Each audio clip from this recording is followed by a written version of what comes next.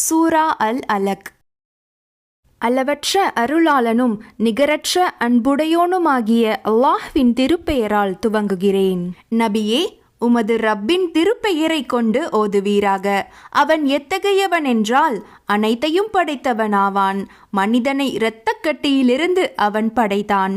மேலும் ஓதுவீராக, உம்முடைய ரப்பு மிக சங்கையானவன். அவன் எத்தகையவன் என்றால் எழுதுகோள் மூலம் எழுத கற்றுக் கொடுத்தான். மனிதனுக்கு அவன் அறியாதவற்றையெல்லாம் அவன் கற்றுக் கொடுத்தான். இத்தகைய அல்லாஹ்விற்கு மனிதன் நன்றி செய்கிறானா? இல்லை. நிச்சயமாக மனிதன் வரம்பு மீறுகின்றான். அவன் தன்னை அல்லாஹ்விடமிருந்து தேவையற்றவன் என காணும் போது நிச்சயமாக உமது ரப்பின் பால் அவன் மீள வேண்டியுள்ளது. நபியே, தடுக்கின்ற ஒருவனை நீர் பார்த்தீரா?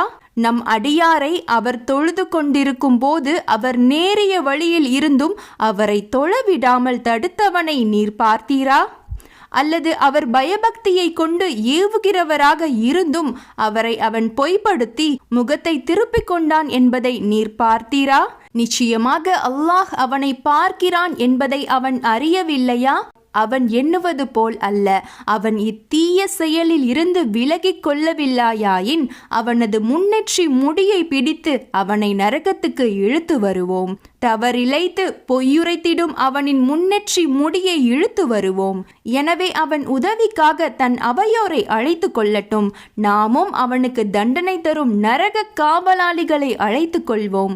தொழுவதை விட்டும் உம்மை தடுத்துவிட முயன்றவாறு அல்ல. அவனுக்கு நீர் கீழ்ப்படிய வேண்டாம். இன்னும் உமது ரப்புக்கு தலை சாய்ப்பீராக. இன்னும் அவனை வணக்கத்தின் மூலம் நெருங்குவீராக.